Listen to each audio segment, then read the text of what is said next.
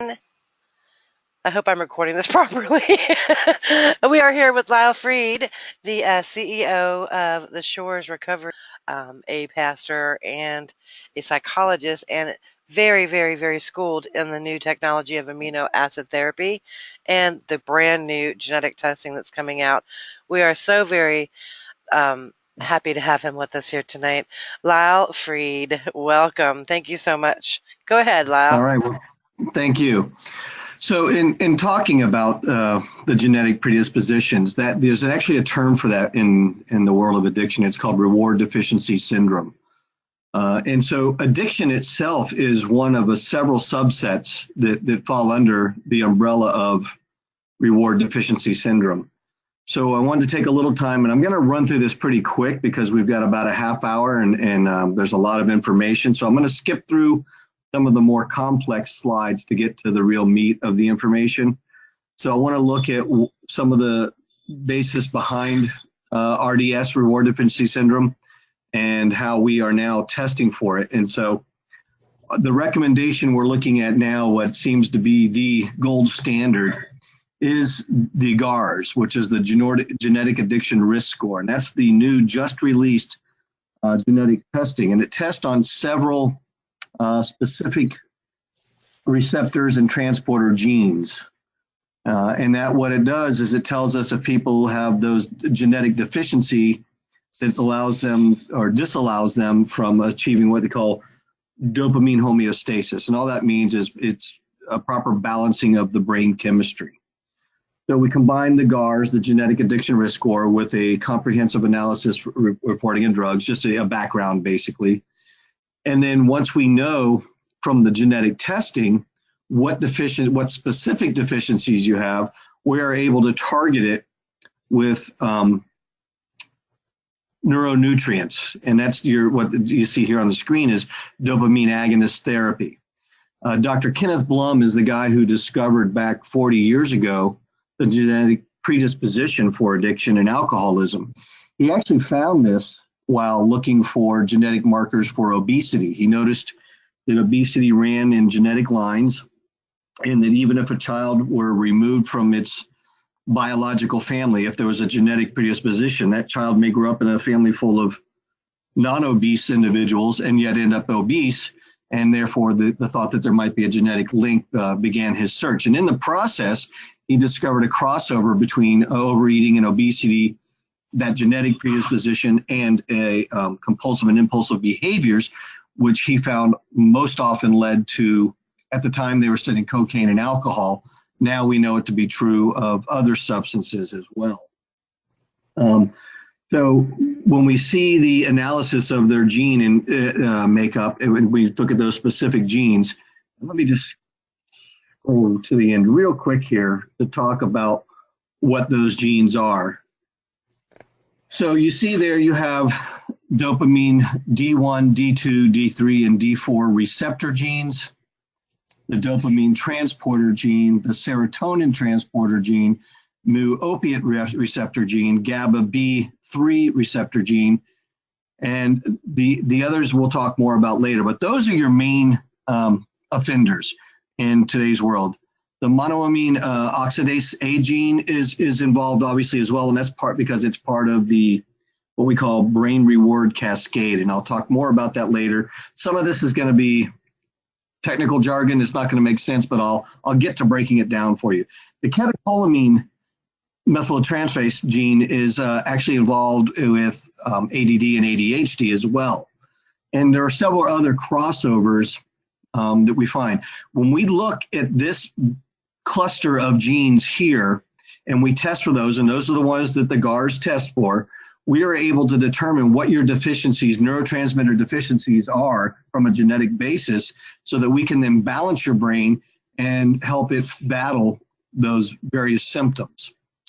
So let's talk a little bit more about the difference between reward deficiency and addiction. Again, addiction is a subset or under the umbrella of reward deficiency syndrome. So all addictions have that common neurochemical thread, which is both genetic and epigenetic. And all that means is if you have a genetic predisposition, it doesn't mean that you'll necessarily become an addict, but you will likely display those behaviors whether you become addicted to a substance or not. And we'll talk more about the various areas that involves.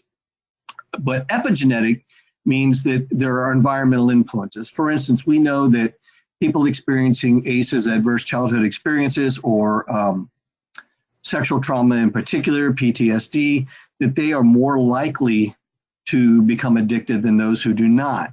So if you already have a genetic predisposition and then there's an environmental factor, either introduction to drugs or introduction to stressors, then the likelihood of you following that expression of that gene is greatly increased. And that's what we call the epigenetic, the environmental influences, where there's a genetic factor and then there's other factors that sort of excite that genetic factor. We'll talk a lot about dopamine because dopamine is the main neurotransmitter that's involved. When any of the others become imbalanced, dopamine becomes imbalanced. And it's a part of that brain reward cascade I mentioned earlier. And if you have questions along the way, please, go ahead and let me know because I'm just going to keep rolling here. So dopamine is that feel-good neurotransmitter that makes you feel happy, full, satiated. And if you lack that, your brain is going to go seeking something to find it. And so when it recognizes that there's a deficiency, it will reach for anything that will help feed that deficiency. So RDS is a relative failure of the dopaminergic system, which plays a major part in your brain reward mechanisms. I'm going to skip over some of this because it gets into a lot of the jargon and gets you into, so what does that mean? So what it means is low production of these neurotransmitters that we're testing for leads to these 5 addictions and 4 compulsive disorders: substance addiction, risk-taking, gambling, food addiction, workaholism, sex addiction. ADD, OCD, Tourette's, and Asperger's are also related to that same neurotransmitter deficiency. To break it down further, you can see this list in the columns of substance-related addictive behaviors, non-substance related behaviors, impulsive behaviors, compulsive behaviors, and personality disorders. All of these are things that we find under that umbrella of reward deficiency syndrome. And that's why it's so invaluable for us to be able to test for this. I'm testing clients now with this genetic testing. And the reason I'm testing them is to determine exactly which neuronutrients are going to best stabilize their brain. So why? I mean, they're already addicted. What are we trying to achieve? So what I'm trying to achieve with that is the ability to help them avoid those behaviors moving forward. One of the things we did in the early studies with this genetic testing, when we added the specific neuronutrients based on their genetic results, we saw that the results in abstinence and recovery were so much higher. So in the standard controls, average person going through recovery for opioids, 86% will relapse. Whereas those patients that were treated with these neuronutrients, only 6% relapsed. That's a significant difference. The difference is groundbreaking and earth-shattering. With cocaine, 90% relapse, but those that are treated with these neuronutrients, once we have tested them and know what their genetic needs are, only 20% relapsed. 90% versus 20%. Again, very significant changes. With alcohol, the average person, it's a 56% will relapse, whereas when they have the neuronutrients, only 20.5% will relapse. Again, these improvements are dramatic, and there's nothing that I'm aware of that has this great of an impact on someone's ability to stay clean. You can use these in conjunction with medication-assisted therapies. Some medication-assisted therapies may interfere some with the delivery of these, but all the forms of therapy will work better when you combine these, this genetic testing and these neuronutrient approaches. So I'm not ever suggesting here that we just take amino acids and people don't need to go to treatment or therapy. Obviously, changing your habits and your ways of thinking and your lifestyle is still going to be useful. The spiritual component is not going to necessarily be completely addressed by taking vitamins and amino acids. So I'm not trying to say that no one should ever go to any kind of therapy. Absolutely, you should.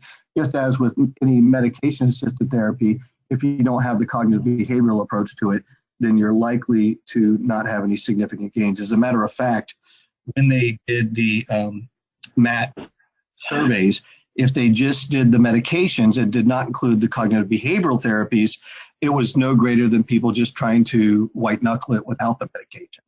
So it's the combination. The medication is an assistance to the regular therapies, really not the other way around. The same would be true here, although I will say that there was a study done in Norway. There was a fishing village, and the majority of almost all the men were fishermen, and almost all the women stayed home and did gardening and took care of the homes. These men were, I think it was over 80% were diagnosed as alcoholic. And they began these neuronutrient studies. They're doing amino acid therapies with these men. They didn't tell them what they were doing or why. They didn't tell them it was to treat alcoholism. They just began giving them the amino acid therapies. And over a period of time, a large number of these men just lost their desire for alcohol. They were full-blown alcoholics who eventually just stopped drinking because their brain's needs had been met through amino acids. Now, so why amino acids? All neurotransmitters are built from amino acids. Every neurotransmitter, every neurochemical in your brain has a precursor that it's made from, and all of them are amino acids. So we had mentioned earlier serotonin. And serotonin, everybody's familiar with, is sort of your natural antidepressant that your brain produces. Well, I'm going to skip down to the brain reward cascade here to show you serotonin here works on the 5-HT2A receptor. So what is 5-HT2A? That's why it's 5-hydroxytryptophan is really what we're talking about, because 5-hydroxytryptophan is the amino acid precursor that your body uses to make serotonin for its brain. So if you don't have 5-HTP or L-tryptophan, either one of those are the two amino acids that your body uses and then converts into serotonin, crosses the blood-brain barrier, and hits this system that we're looking at here, brain reward cascade. So if I don't have that entering my body, I will not have serotonin. So again, your natural opioid that your body produces is called enkephalin. That's every abusable substance has a natural version that God gave us, that our body creates. So opiates, our natural opiate is enkephalin. There's others, but enkephalin's the main one. So enkephalin comes out of your mu opiate receptor, heads over to the GABA receptor. But GABA is your natural anti-anxiety that your brain produces. And there's what we call exogenous or outside versions. So exogenous is created outside of the human body, and endogenous is created inside the human body. So there are versions of these things that come from outside, and there's versions that we create naturally within our system. So anyway, you see this cascade where it goes serotonin, enkephalins to GABA to dopamine, and then down to the dopamine reward center. So again, each one of them has an amino precursor. If we don't feed our brains the right aminos, we will never have a properly balanced brain. So you have two factors that come into play there. One is the genetic factor that we talked about earlier, where you may have a genetic deficiency. And the other is diet and exercise and lifestyle. So there are things we can do to boost our healthy neurotransmitters. And that includes exercise, eat the right diet. Bananas are a great dopamine producer. Almonds are great for serotonin and dopamine and even melatonin. So again, what you put in your body is crucial. The problem we have today is that the average diet will never have the opportunity to produce maximum levels or optimal levels of these amino acids, and therefore you'll never have optimal levels of the neurotransmitters within your brain. I'm going to skip over the disease definitions because I believe that pretty much everybody on this call gets that. I want to talk a little bit about the limbic system and how this is all working together and why we need those neurotransmitters balanced in our brain. If you see where my cursor is flowing here, that's that's your forehead, basically. That's called the prefrontal cortex. So that portion of your brain in the front there is where your brain has all of its executive functions. So that's planning, thinking, foreknowledge, willpower, all those decision making, all that resides up in this prefrontal cortex. On the opposite end of the brain is what we refer to as the reptilian brain. And those are the functions, the parts of your brain that happen without you thinking about it at all. So your heart beats, you don't have to think about it. Your lungs fill with air, you don't have to think about it. Now you can somewhat talk about how much you breathe, and the way you breathe and certain breathing exercises. But if you tried to hold your breath, this part of your brain would take over and make you breathe whether you wanted to or not. If you were somehow able to hold your breath until you passed out, this part of your brain would, while you're passed out, make you breathe anyway. And again, your heart continues to beat, your eyes will blink when they're threatened with, any object or obstruction. So all those things happen back here. So again, you have the reptilian back in the back, and you have the advanced up in the front. In between, in this area that's all lit in color here, is what we call the limbic system.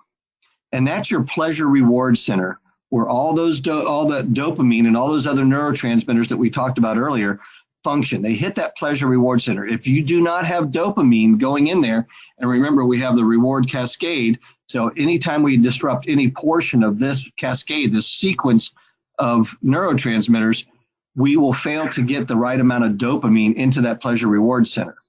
And then so what happens is our brain says, wait a minute, there's something missing here. And it goes looking for it. And then your impulsive and compulsive behaviors are out of control. We get back to that chart that we talked about of thrill seeking, going for alcohol, cannabis, opioids, sedatives, stimulants, tobacco, food, sugar. All those things happen. Thrill seeking, sexual sadism, sexual masochism, hypersexuality, gambling, internet gaming, all those compulsive and impulsive behaviors are a function of that deficiency of dopamine in your reward system. Is everybody with me so far? Any questions? Because that was a lot. Okay. All right. I'll keep going.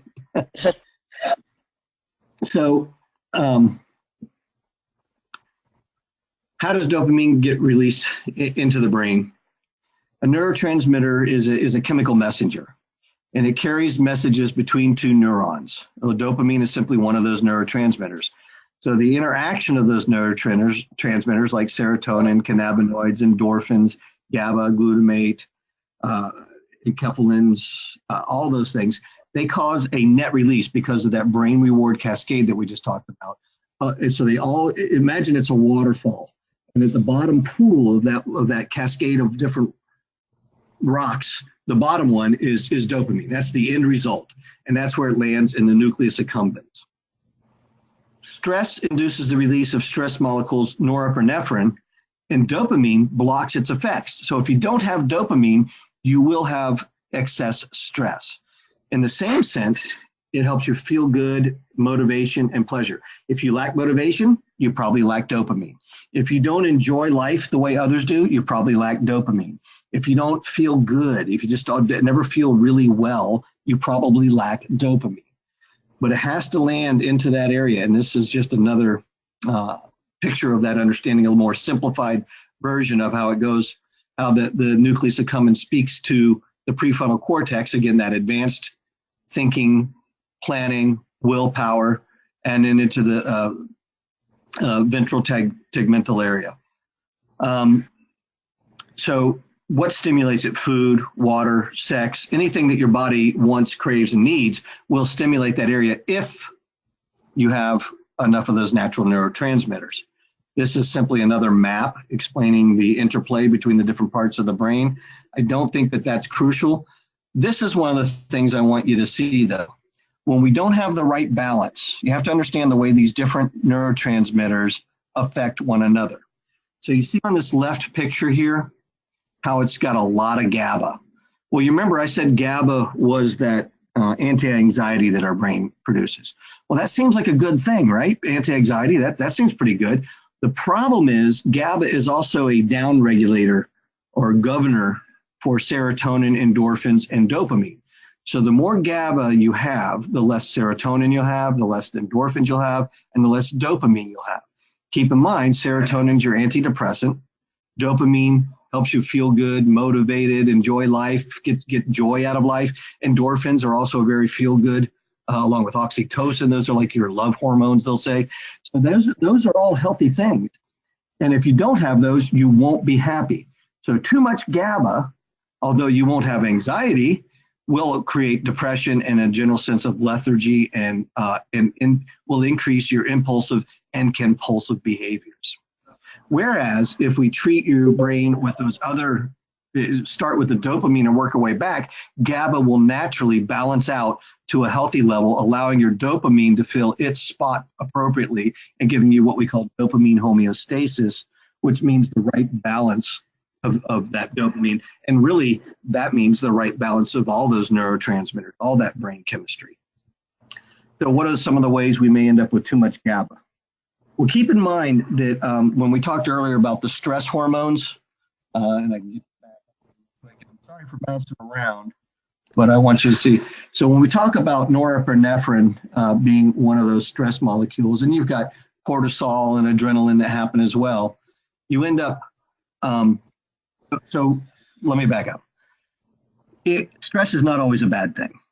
Okay, and I used to do a lot of hiking through the mountains, and if I'm hiking through the mountains and suddenly there's a bear charging at me, I need that adrenaline running. I need norepinephrine in my system. I need to be able to move quickly. Cortisol is my friend, right? I can't be all chilled, relaxed, and full of dopamine and serotonin, ready to hang out and take a nap in my hammock when there's a bear threatening me. I need to be able to get up and run. And so that's what PTSD does. It keeps our brain on hyper alert. That's what high stress does, keeps our brain on hyper alert. So the problem is that your brain is going to go balance to one end or the other in those situations. So the higher the stress levels, the lower the healthy, happy, chill neurotransmitters. So in that instance, when the bear is chasing me, that's exactly what I want. But afterwards, I need to calm down. I need to have that balance we see on the right here come back into play. So stress will create an imbalance that is actually good for you at that moment. But then if your brain doesn't adjust, then you're going to live stressed and you're going to stay high stressed and you're not going to enjoy life. Again, just flag me if you got a question. I'm going to keep going here so that we have time for questions at the end. So the 11th chromosome is largely where we find this genetic deficiency on that D2 receptor. Remember, we have several other receptors that we're looking at when we do actual genetic testing. So, and there they are all. So the D2 is one of the earliest known offenders, but all of these come into play, and we test for all of these with. So this is dopamine in rats during sexual intercourse. Sex produces dopamine. Anything you do that makes you feel good produces dopamine. So peak performance, peak expectation is about 100.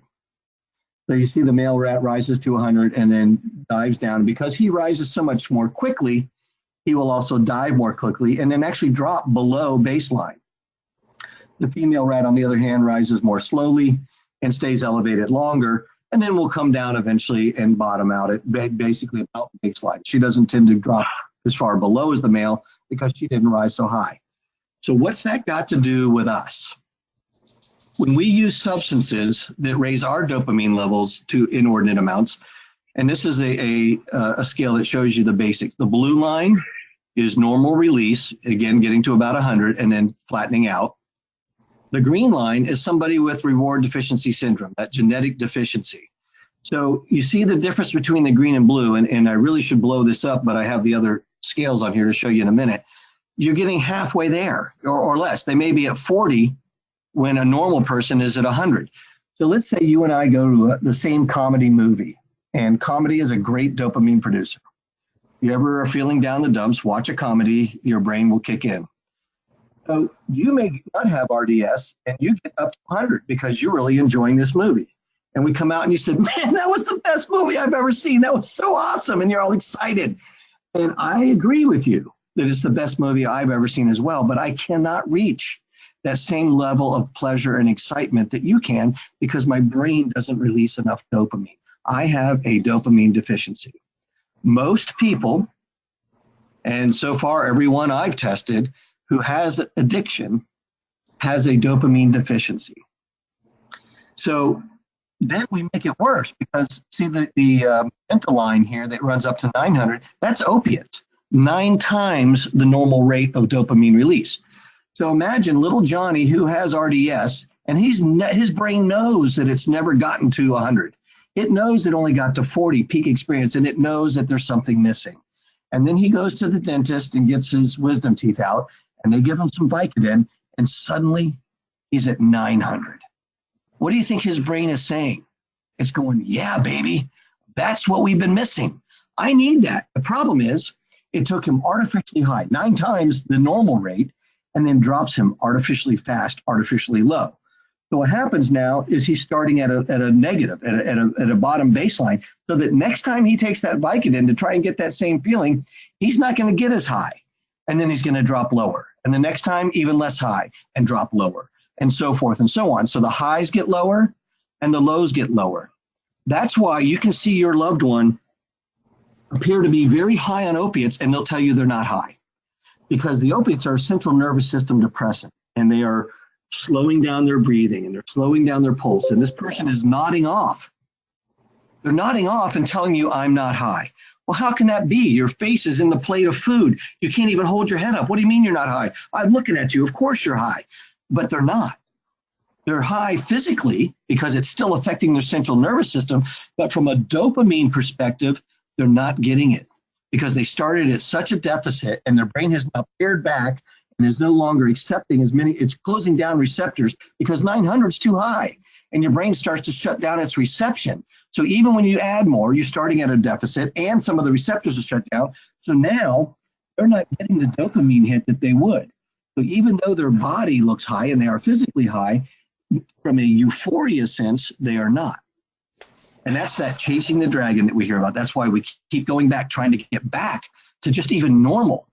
How many times have you heard your loved ones say, I just want to feel normal? From a neurochemical standpoint, even if they're falling over, knocked out cold, they never got to normal again because their brain has adjusted to this over influence of dopamine in the first place.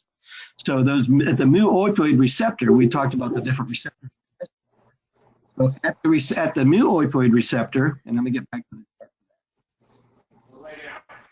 at this location right here, you have, let's say you had 12 mu opioid receptors available.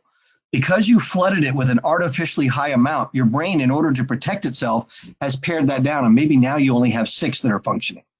So you combine less receptors functioning with the bounce back effect that we had from the overexposure, and our dopamine now dropping even lower, and now we have even less. That combination is exactly what you're seeing in your loved one when they tell you, I'm not high, and yet they're falling over stone cold.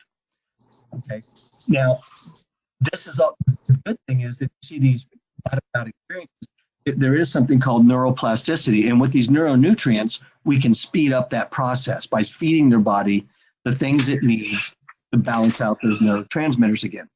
You can see that with stimulants like crack, meth, and ecstasy, MDMA, it goes up to 1,200, 12 times the normal level. That's why the healing process for the brain takes longer for those substances than it does for opioids and alcohol. Okay. So what do we do about it? There are some things we can do about it. Some of them are very natural. In order to heal the brain, here's the thing. Chemical influences, and I mean exogenous, outside chemically help the brain the way without side effects.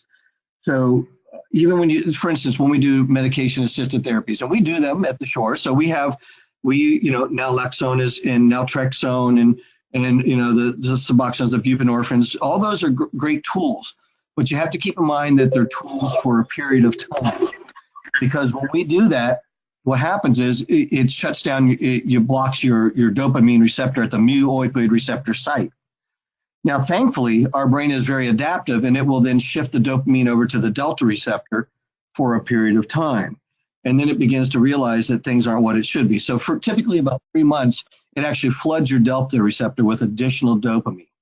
But then your body, without help, will begin to adjust. So now you need to do something to help your body produce an appropriate amount of dopamine and get back to normal, that neural plasticity, that healing of the brain that we talk about.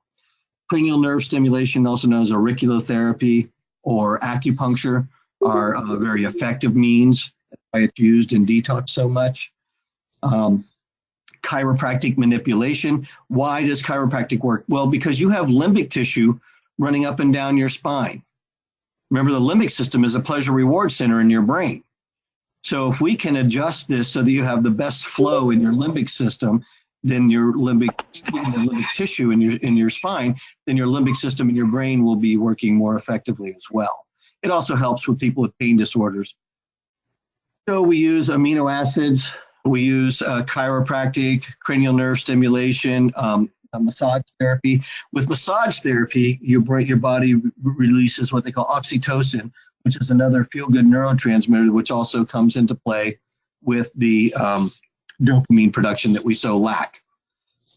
So I want to show you that we do have these formulas that I talked about that we have scientifically tested, and we know that they are based on that genetic testing. So this is a brand that is geared specifically to match to that genetic testing, and there's 6 different formulas. We could talk more about that if you want, but I want to show you some of the issues with it. Remember I said that this area here in the magenta circle is your limbic area. That's where the pleasure reward center is. So you're seeing hyperactivity in that area where that's your craving center.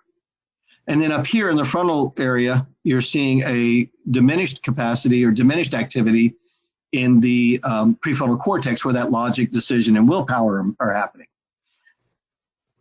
Over here on the right side is a patient who had received the neuronutrients, and you'll notice that the cravings are reduced and the prefrontal lobe activity is increased.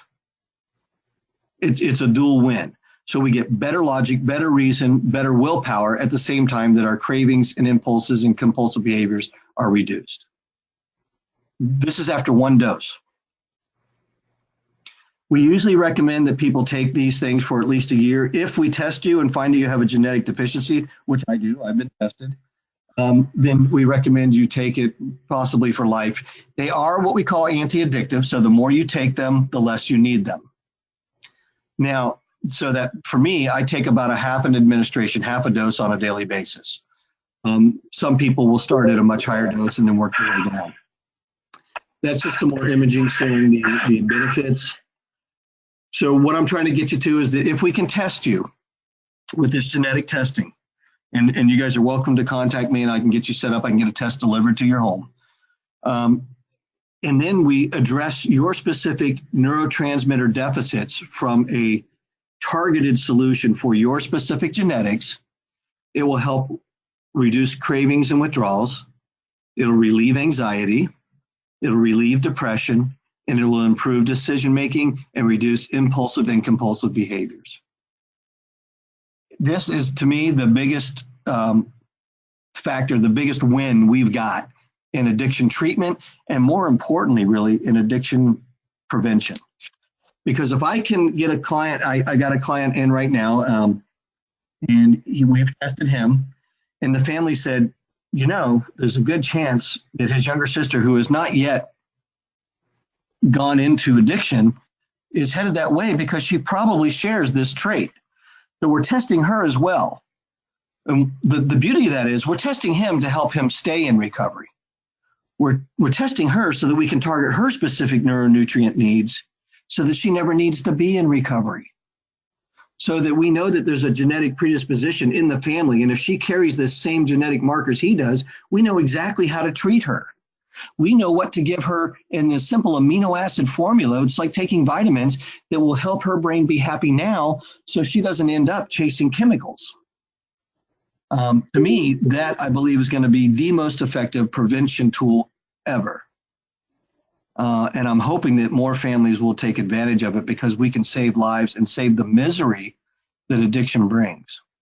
And then for those that are already experiencing it, we can help their brain reach that homeostasis, that neurotransmitter balance that makes them feel happy, satiated, and complete so that they don't go back to the drugs that brought them to us in the first place. Questions? I have a question, Lyle. You Mhm. answered, I had like a 5-part question, but you answered a couple of them, so thank you for that. Um, Mhm. so you have to take it, you say at least a year, or at least about a year, and if you test and find something's wrong, it could be lifelong or at least, long term. Um, Yeah, real quick there, just so you, again, the different, since everybody's different. So the neuroplasticity, we know from decades of study that alcohol is about a 12-month healing process. Opioids are 12 to 18. Stimulants are about a 2-year process, maybe more. So it depends on how much of what you used and for how long. And it also depends on your specific genetic makeup. okay, thank you. Sure. How expensive is the testing? The tests are about $300. Um, and I'm hoping, I'm working with the people who created it, trying to get some bulk orders or something so that I can bring that cost down. I believe I've got already a small discount available because I've already ordered 30 tests at once. So when you go and buy it online, it's $299 plus shipping. It ends up being $325.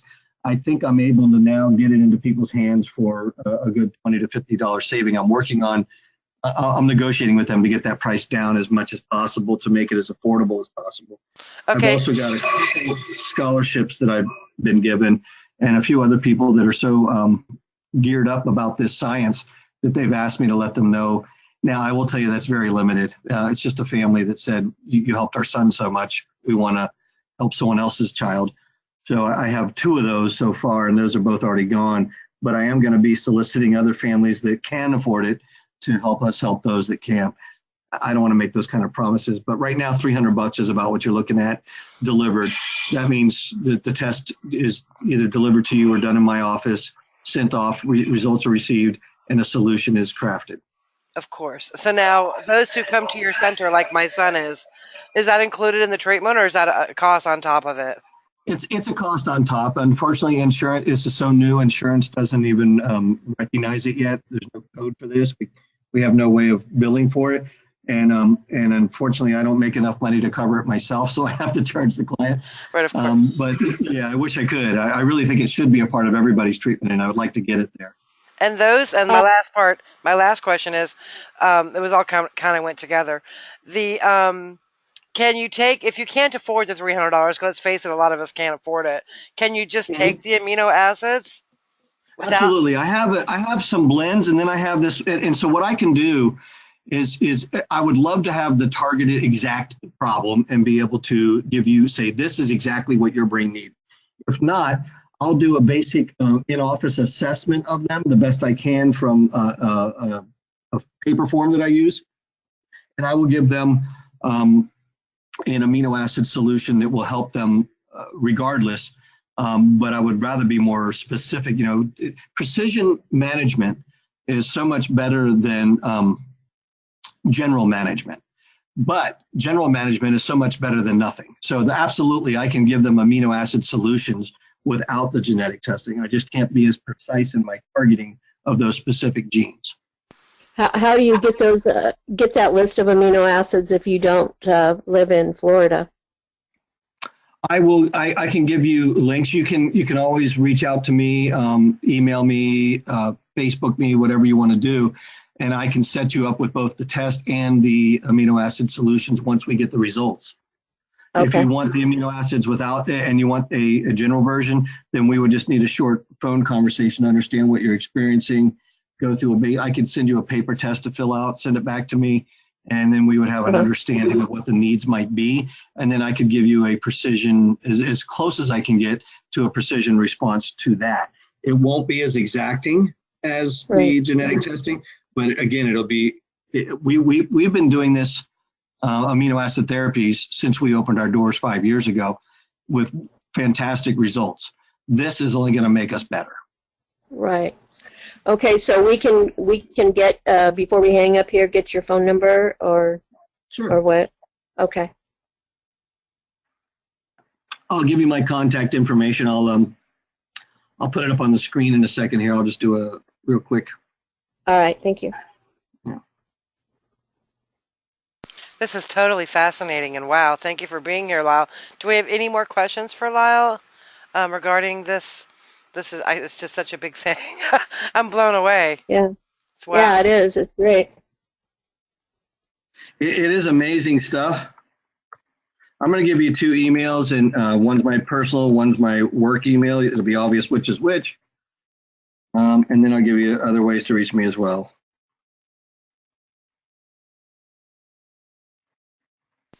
And I have while you're doing that, I do have an odd question. Say, like my son who's in your place right now, and we get him into this therapy and everything, and then he leaves after 90 days. How do you keep them on the right schedule taking these? I mean, is it just something they have to do? Well, and I spelled that wrong. That's the thing. Medication compliance is an issue here. The neat thing is, if we can get them started on it, most of the time they feel pretty good with it. And here's why. That's why I tell them, I said, do at least a year. The issue, I don't know, can you guys see that screen? Can you see the information? I Probably don't. not. I'll tell you what I'll do. I will put it in here. Oh, okay. I got it. There you go. Here, I'm going to do this.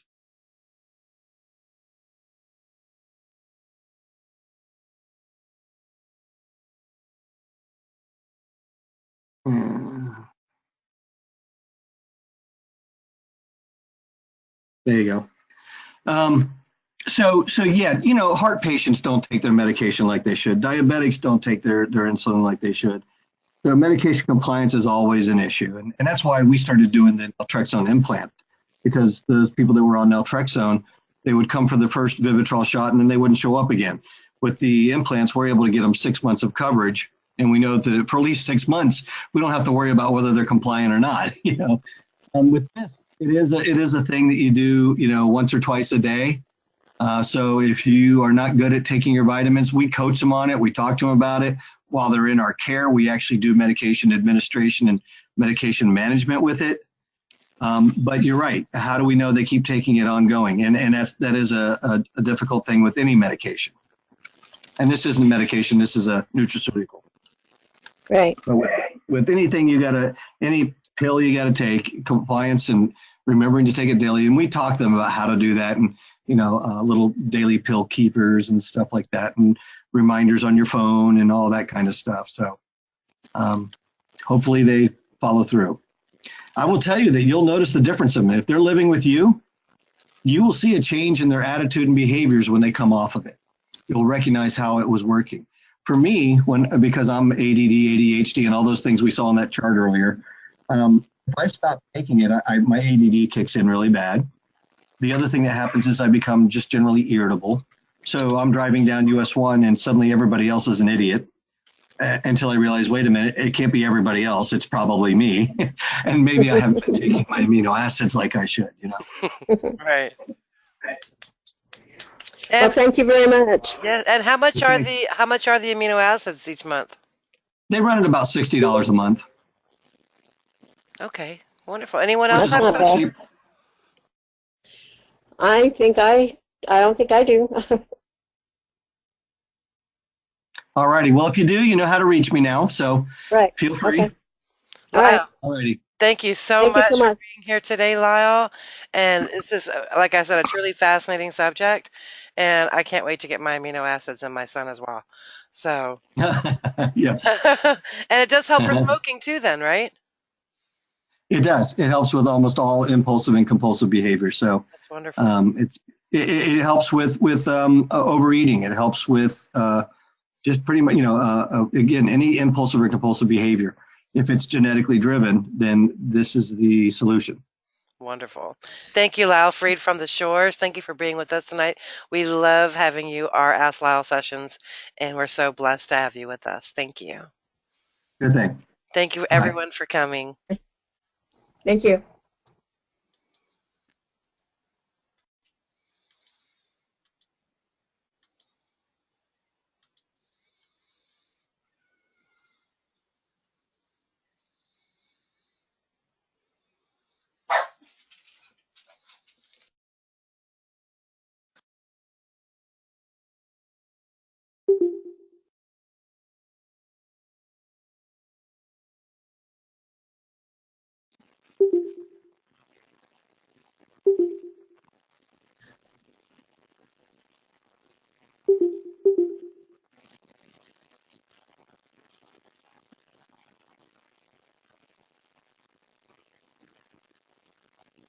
Sue, I'm trying to end this recording and I don't know how. Yeah, you know what? I don't know how to do it either. So how do you do it usually? Well, when you leave the meeting, it'll give you the thing will pop up and say, "Oh, do you want to change it now?" I know there's got to be a way, but It doesn't let you. It just says pause or record. So that's I know I've looked all over and I haven't been able to find anything okay. either. So yeah, but when you leave, it'll ask you if you want to because you have to reformat it. So it only takes a couple of minutes, so you want to click yes as soon as you leave out of there, and note where you put it. I'll just try to save it to my desktop, and then you can edit Yeah, it, no, right? I think it saves automatically in your doc. So I'm just saying, just pay Okay. attention to like the name of it and where it's at.